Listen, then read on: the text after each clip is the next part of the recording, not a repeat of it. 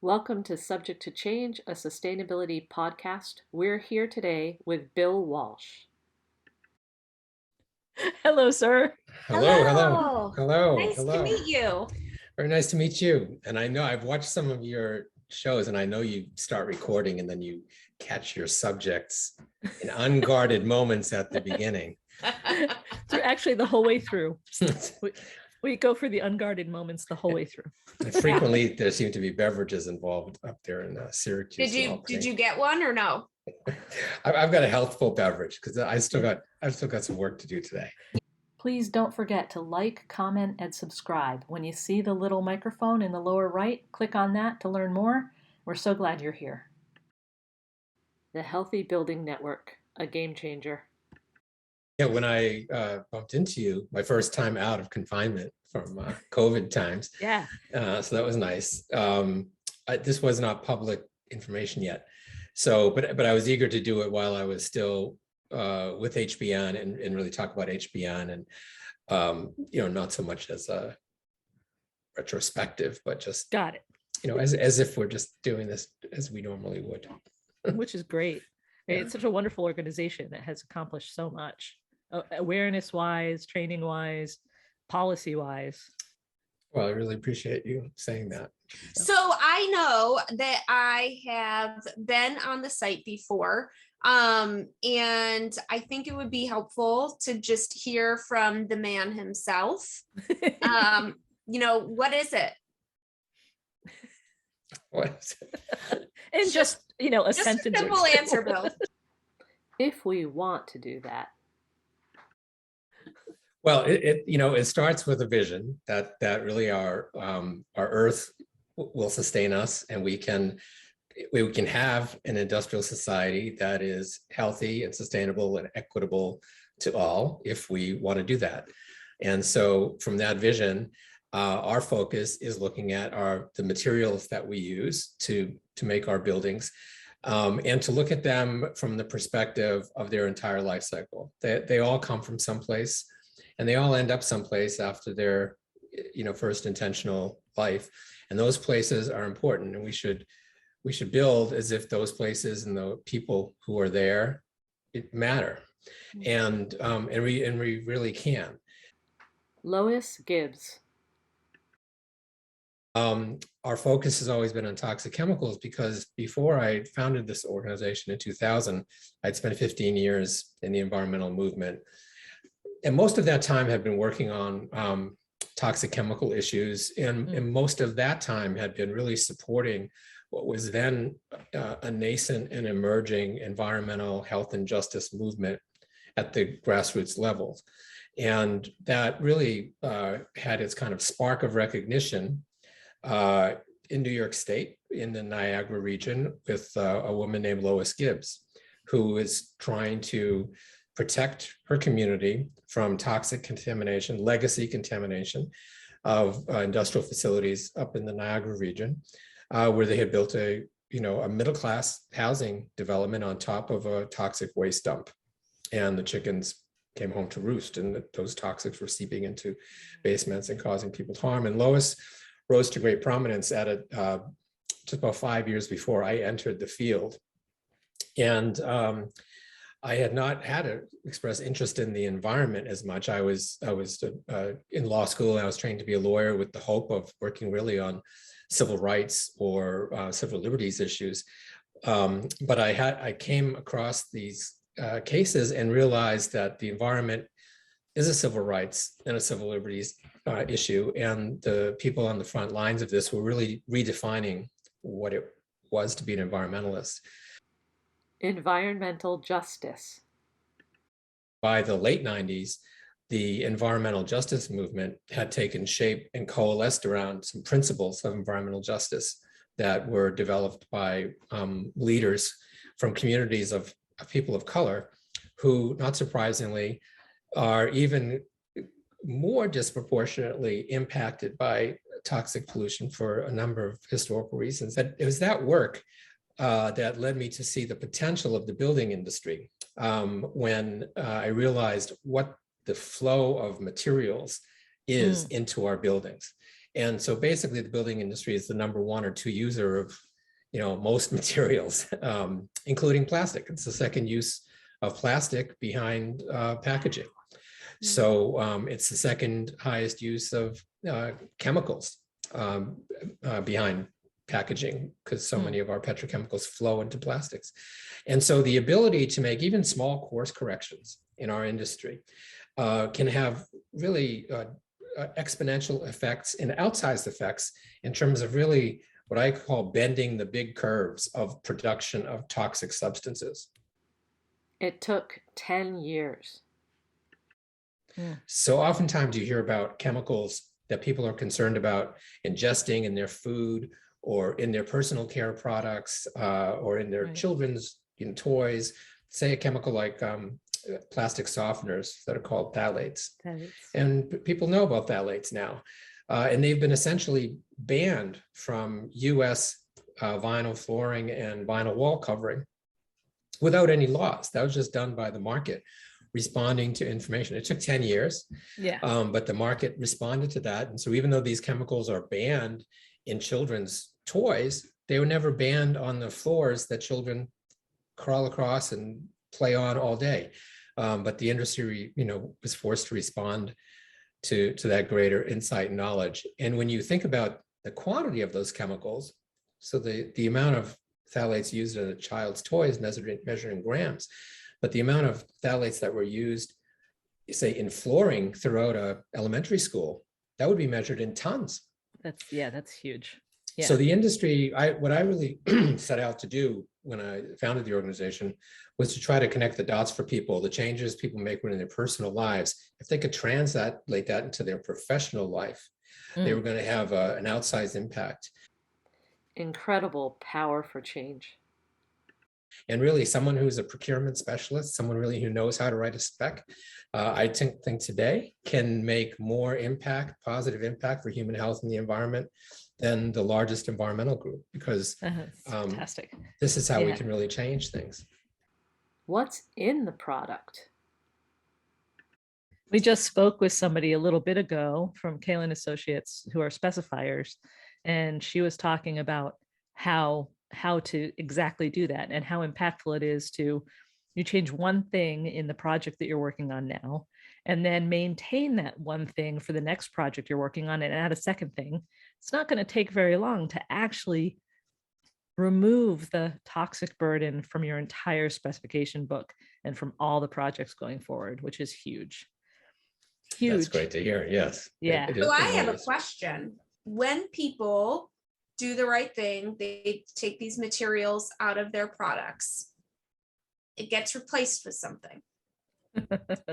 So I guess the question I wasn't going to ask was, how do we know what to look for next? You really hit on a very incisive point there, where today, I would say the bulk of our green building systems and credits, et cetera, certifications are geared toward exclusion, right? The red list approach. Here are the top 100 chemicals that you should not use, we don't want to see in our building products. And that approach has led to some significant improvements because in some cases, you could actually remove those chemicals with no loss of function. So we saw that, for example, in very toxic flame retardants that are used in furniture and home furnishings. And so those are gone now, thanks to changes in California law, largely gone. They're not prohibited even in California, but that slight change in the regulations that required them has led to their removal because they're not necessary and it saves people money, and that's kind of a win-win right there. But there are other situations, the phthalates, for example, where those do have a function in whatever material they're used. The function tends to be to make things pliable and smooth, and they're very versatile.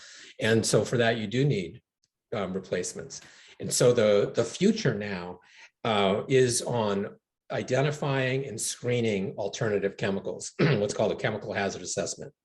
And that's one of the newest collaborations that HBN has started, building upon the Pharos chemical hazard database that we have, where you can look up a chemical and see all the hazards that are associated with it based on innumerable authorities. I think we have about 40 different authoritative lists. So you can see the difference between the EU or the state of California or the United States. Their estimates of hazards.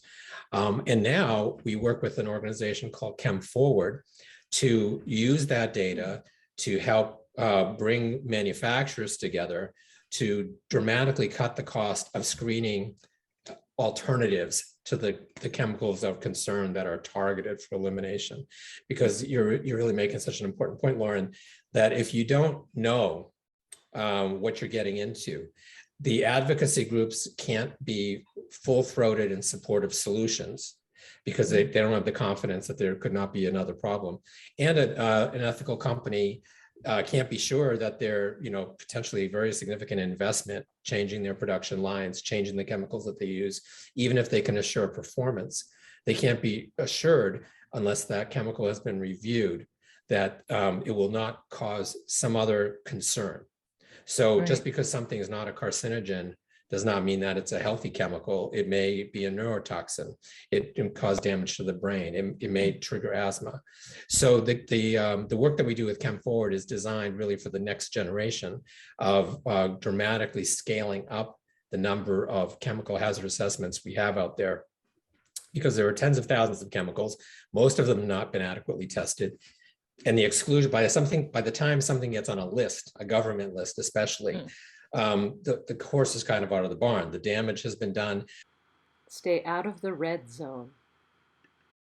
Do you think manufacturers are now smarter and know what the people want, so they're going in a course corrective approach towards that elimination and replacement process? Or do you think that people are still kind of just like, oh, if we just hide it as something else, that'll be okay for another 10 years? You know what I'm asking? Part of the question, have companies changed?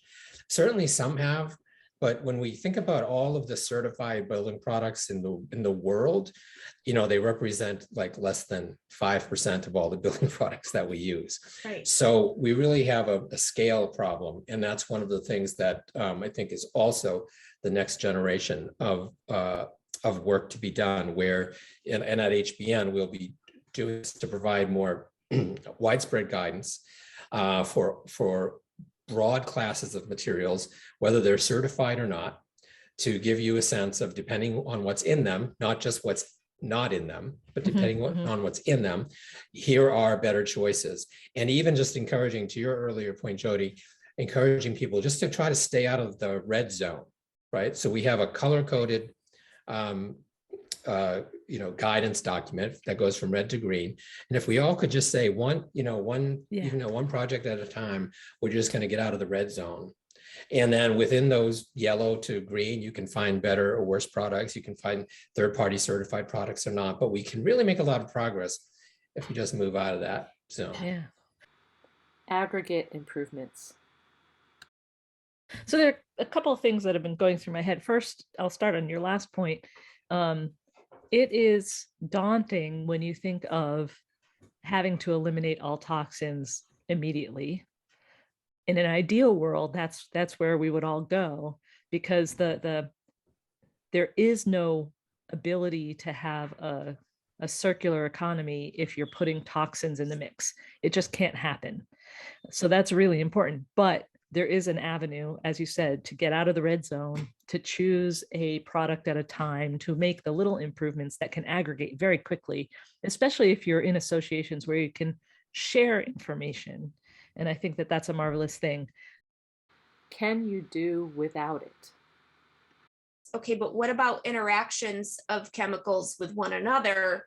If they're separate, they might be safe, but what's being done about testing combined materials? Is there anything going on here that we can learn more about?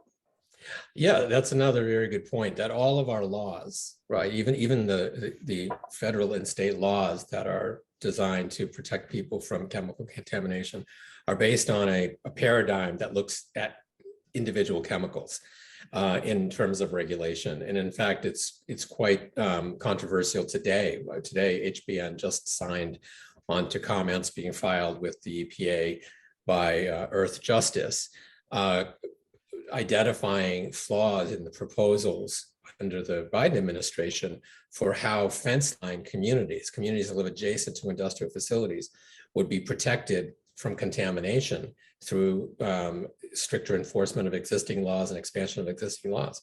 But one of the chief comments of concern about their proposal is that it rests on this paradigm where we'll look at benzene today and we'll determine a risk to people from the benzene emissions of this facility. And then tomorrow we'll look at, methylene chloride and we'll determine that. But there is no paradigm for examining the cumulative and synergistic effects of these chemicals. And yet we all know, just from taking medications or vitamin supplements, that you need to be careful how you combine things, because they can operate differently when they're taken together. So that is a structural flaw in our whole regulatory program. That is, frankly, by design. These are negotiated solutions, these laws, and that reflects the worldview of the chemical industry, that chemicals are innocent until proven guilty. It's up to people to prove that they've been harmed. And there's a tolerance level in nature for these chemicals. And until you prove we've exceeded the tolerance level, it's safe. Business as usual is safe. That's a very different worldview from the one we take when we look at these materials. It's just first to ask whether, if the weight of the evidence demonstrates that this material is toxic to somebody somehow, can you do without it? Is there a better alternative? And so this idea of looking at the hazards posed by the chemicals and taking a precautionary approach to their use is what we built into our guidance. And so I hope that you use our product guidance when you look at interior finishes, because we now have, I think, 10 product categories. And again, we're not looking at products and we're not certifying the products. We're looking at classes of product types. So we're looking at resilient flooring. We're looking at paints. And then if you get out of the red zone, among the others, you can find certified products that you'll have a greater assurance have actually been reviewed by third parties, et cetera. That brings us to a failure point. But that paradigm shift is really critical to moving toward a precautionary approach to our use of chemicals. Well, and I had a huge reaction and I totally agree with this. I see this and know it's true, but to hear you say that the system of assessment in the US in particular is that you can use something until it's shown, illustrated very clearly that nature can't absorb it anymore. Well, I have to tell you, it's too late when you get to that point. That is a failure point. That is not a signal point. That is a failure point. And it can be avoided if you use a precautionary principle and understand that, you can look at something and common sense can say, yeah, I probably shouldn't be using that product. How else can I do this thing without that product? But that takes effort. It takes forethought. It takes an understanding. Like one of the things that I struggle with in New York State procurement work was that we wanted to just quite simply do kind of the red zone approach, but take the EPA list of chemicals of concern and point to that and say, hey, New York State also agrees that these are chemicals of concern. We weren't allowed to use the term chemicals of concern because it implied that those were chemicals of concern. So we had to label that page, that point, as chemicals for consideration, because you made a face, Lauren, because that implies that we're suggesting they consider these chemicals for use as opposed to consider the dangers of these chemicals in use. So the language is just so fraught. It's so horrible. It's so funny because to me, language, I always sort of learned, as long as you're getting your point across, it's okay, right? Except that I'm learning now that words need to be so much more careful than I ever gave them credit for. Like language is so important. Right, especially when the lawyers are involved, because, there we go. We couldn't say chemicals of concern because, God forbid, we in any way limit the business aspirations of anyone in New York State. As opposed to what I think of when I hear chemicals of concern. It's opening the door for innovation for new green chemistry approaches and products that are healthy. Where does the burden of proof rest? You, as a concerned citizen, you're feeling nauseous every morning when you wake up, and you're wondering, is it because I smelled something from the factory down the street? And you have to do all the sleuthing and figure that out. Or is the commercial producer of whatever's being done there, should they be testing to see whether there's any health impacts associated with the products that's being used and emitted? And that new paradigm is emerging into view in Europe, where there is a law called REACH. I won't bother with the acronym, which I'd probably get wrong anyways, but I'll spell it out. But the idea there is to shift that burden. We're talking about a highly subjective risk assessment.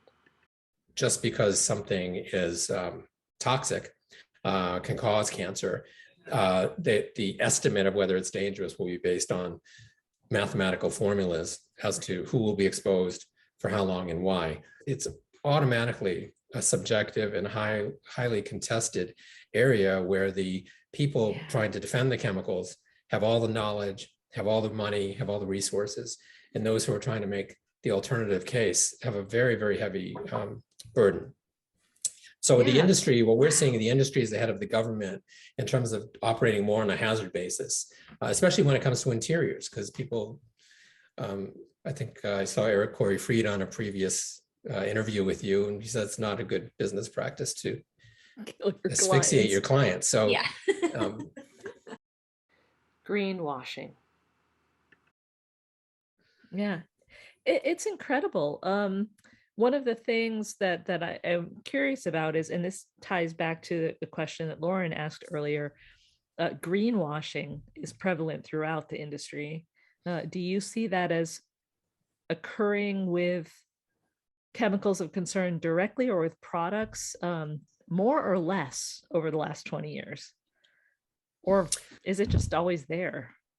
I think the greenwashing has increased because the public awareness about chemicals and health impacts has increased, and product value has increased when it's perceived as healthier.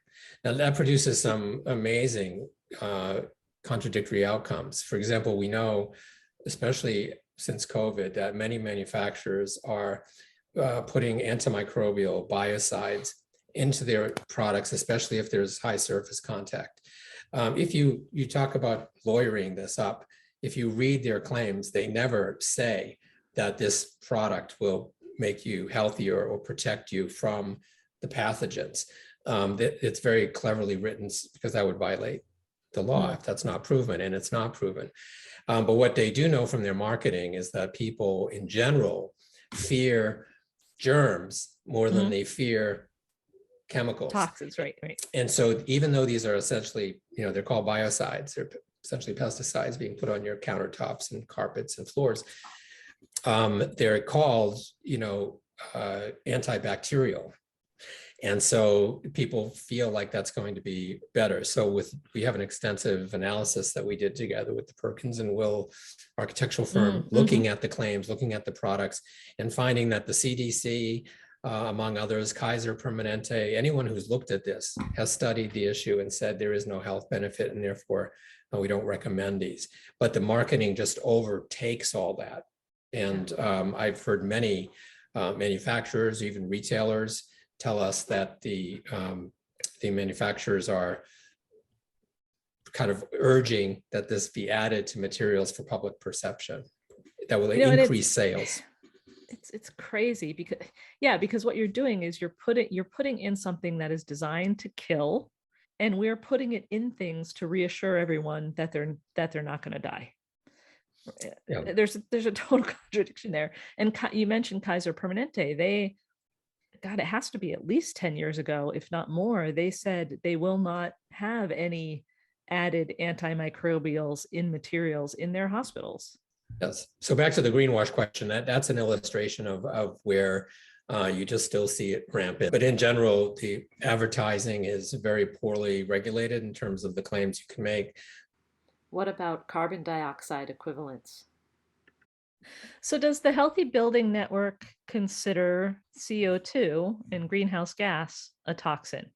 Or is that considered a byproduct of the material realm that is outside the scope of HBN concern? Because that's like the next frontier, right? Yes, I'm very glad you asked that too, because so historically our focus has not been on CO2 because that did not present a toxic health threat to people nearby or people, in an interior. And it's measured in different ways than the other toxins. But now it's time to raise the consciousness about what we call the externalized costs. Your decision not to use PVC will have to be based on having empathy for and solidarity with people who are not the building occupants, but because this is not sustainable for us if it's not sustainable for all. And I think we should start to look at all of our industrial supply chain that way. And let's speak about the ideal. Ideally, you don't want people to have to think about these things. Right. We just had that happen in New York State. We eliminated one of the most egregious blowing agents in rigid insulation. And that changed that entire piece of the industry. So we didn't have to teach people to look at the blowing agent qualifiers. They still need to, but it's not as imperative because the worst blowing agent has been eliminated from use. Justice for everyone. I liked the point you made, and I don't know if this needs more discussion or not, but I really just wanted to shine a light on it, that sustainability currently and for quite a long time is really, it's at its full potential when we're actually talking about equity and justice and inclusion and health.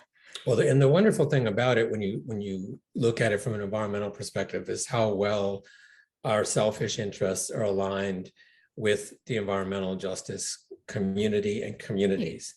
There's an incredible book, I think it was published last year, called The Sum of Us, which looked at discrimination, discriminatory redlining, and other laws that were adopted after to kind of combat the impacts of Brown versus Board of Education and the success of the early civil rights movement. And what that study shows is how badly white people were impacted by these policies. And the signature example she uses to illustrate is the closing of swimming pools. Like, in order to resist the integration of swimming pools, communities around the country, and not just in the South, closed their swimming pools to all people. And rich people joined country clubs or private pools were established. But for most white people, they lost out on that. But the thing about these chemicals is that they're impacting us all. And the ones we prioritize in all of our systems are those that last a long time in the environment. They don't get washed out by nature. They build up, especially in the fatty tissue of organisms, meaning they enter the food chain. And at the higher levels, at meat, fish, and cheese, they represent higher toxic doses to people. Another reason for our vegan adventure, Lauren. Yeah. Another reason for your vegan adventure. So it's just very true that the policies that we adopt to be equitable to the communities adjacent to these facilities and to all peoples are actually the best policies we can adopt for ourselves, even if we live far from that and have an affluent lifestyle. It is really about our tax dollars. The focus on environmental justice isn't an act of charity, it's an act of necessity. And the interests are so well aligned that we shouldn't give it a second thought. Once you understand this concept of the externalized cost, something that's cheap and toxic is that way because someone, and maybe our tax dollars, to the extent these toxic waste dumps get cleaned up, we're paying for it. Our interests are really well aligned, and that's why I do think this is going to be the future of our materials analysis and selection, and they have a larger, greater impact moving forward. That's a fantastic point. Absolutely. Lauren, I actually have to get to my other call, so I'm hoping you wouldn't mind recording the final two questions and we can edit them to be a package. Thanks, Joby. Bye. Thank you, Bill. Right. Paul Hawkins, Blessed Unrest. My heroes really are the frontline environmental justice activists and groups that I really think are, they work under really challenging circumstances. It's very hard to fight large institutional economic interests in your community. So that's where I draw my inspiration from. And, Paul Hawken, who's noted for his book on drawdown and regeneration, he actually wrote another book that was so interesting, probably around 10 years ago now, called Blessed Unrest, where he talked about how in his travels around the world, giving lectures on his other books, he would always meet people who were, fighting for something in their community and wanted to enlist his help or support. And he has like thousands of business cards. And all these groups, that's what he called the Blessed Unrest, are out there pushing and pushing for change. And so a few examples I would give in New York, for your local folks, is Clean and Healthy New York, which is a Albany-based statewide lobbying group, and We Act for Environmental Justice, which is based in the city.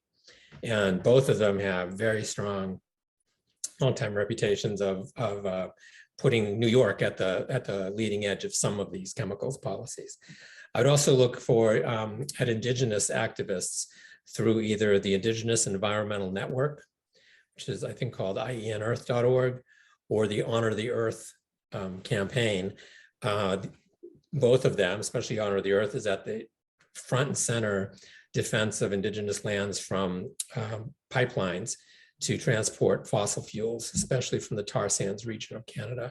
And again, these pipelines, not by accident, travel through Indigenous, even existing treaty lands. And those are the water protectors are really the front lines for all of us. And unless we really stop subsidizing the transport of fossil fuels and the petrochemical infrastructure, healthy alternatives can't compete. And then I think a great resource for people who care about the environment and the green building industry is a publication called Environmental Health News, which is a daily digest of all sorts of environmental issues. And they do a great job of also capturing news from the front lines of the fights over pipelines, toxic facilities, the Deep South environmental justice struggles. A great group here in Los Angeles called Physicians for Social Responsibility that is led by a Latinx woman and does an incredible job of working with local activists, again, to protect the integrity of their local lives, but in ways that really reverberate throughout the system. So for example, many people don't realize how much oil and gas is still pumped in urban Los Angeles. And you can see oil derricks operating adjacent to schoolyards and apartment buildings. And they led a fight to establish buffer zones, which the governor has signed for new wells that will create a large buffer zone around those facilities. Bill, what's your one thing?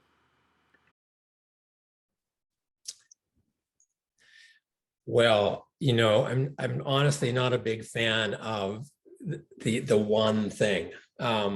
So I'm going to just push back with all respect on that. I think that there are, Wendell Berry says the problem isn't our politics or our businesses, it's our culture, right?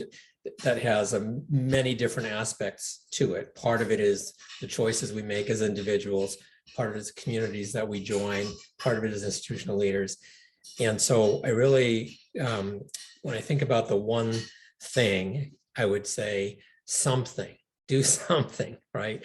Yeah. I don't personally hold myself out as a exemplar of how to live lightly on the earth. I fly to conferences, I'm not a vegan, I'm not even a vegetarian. And but there are people who do model how to live lightly on the earth, and that's really important individual models.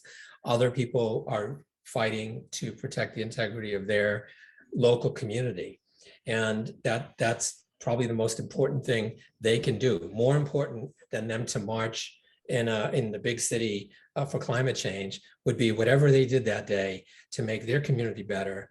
And increasingly in these political times where we see such an incredible amount of right-wing, white nationalist, even fascist activity at the local level, I think engagement in your community at some level is really among the most important things you can do.